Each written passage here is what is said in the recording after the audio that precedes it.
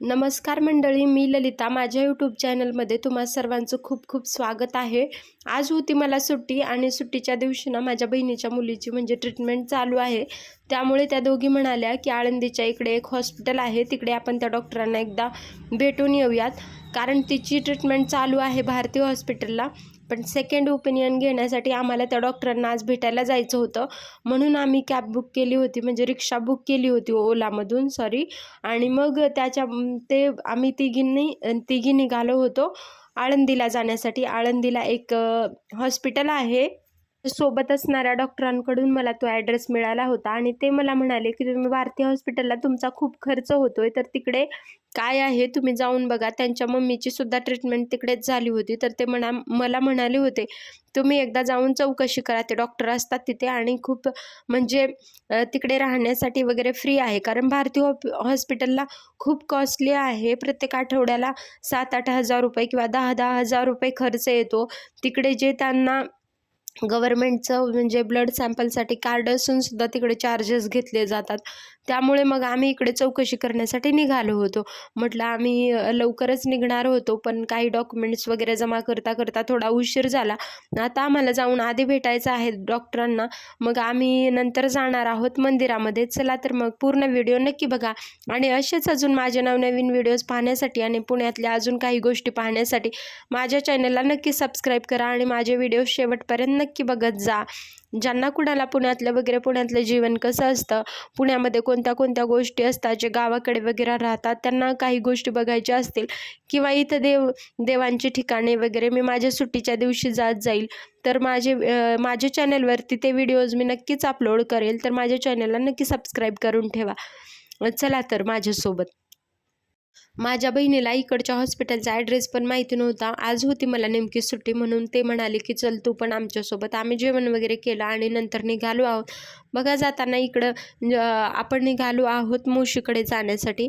कारण मोशीकडून जाताना ना ही झाडे वगैरे खूप लागतात आणि इकडे रस्त्याच्या कडेला वगैरे अशी दुकानं आहेत आणि आम्ही थोड्या वेळामध्येच आता हॉस्पिटलच्या इकडे पोहोचणार आहोत.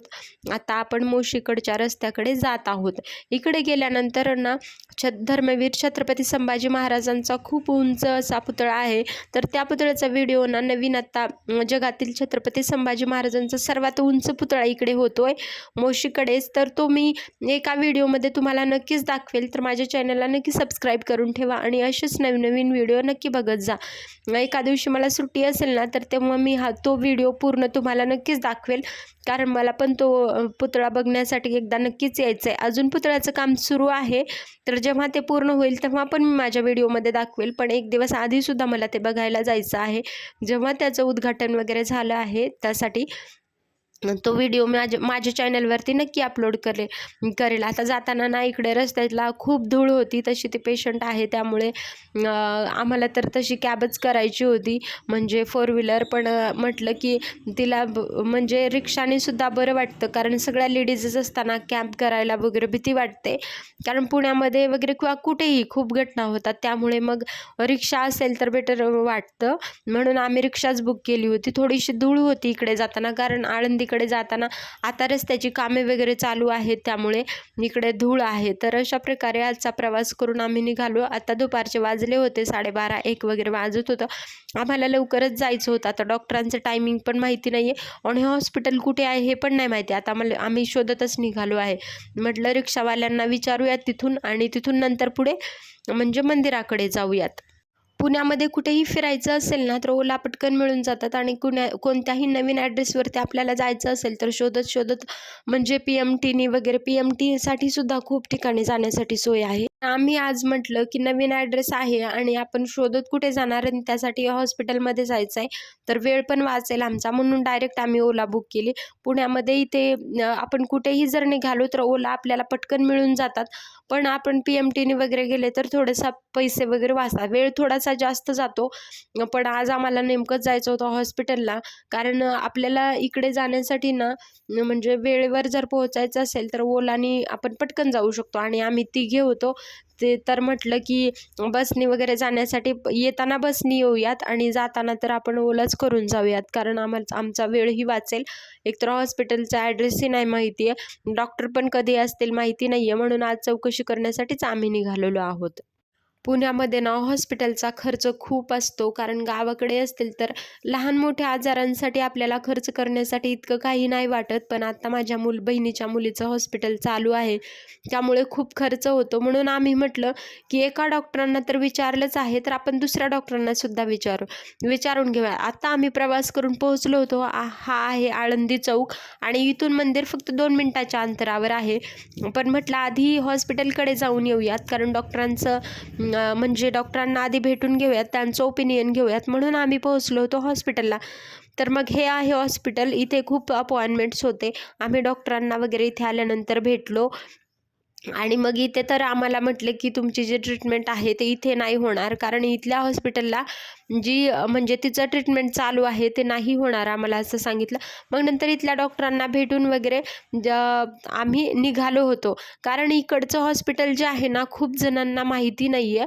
हे जे कॅन्सर आणि इन्स्टिट्यूटचं आहे ना हॉस्पिटल, हे खूप जणांना माहिती नाही आहे की इथे कॅन्सरवरच्या वगैरे ज्या ट्रीटमेंट होतात ते होतात. पण तिचं जे आहे ते एप्लास्टिक अनिमियाचं ट्रीटमेंट आहे, त्यामुळे आम्हाला ते वेगळ्या डॉक्टरांना भेटावं लागणार होतं.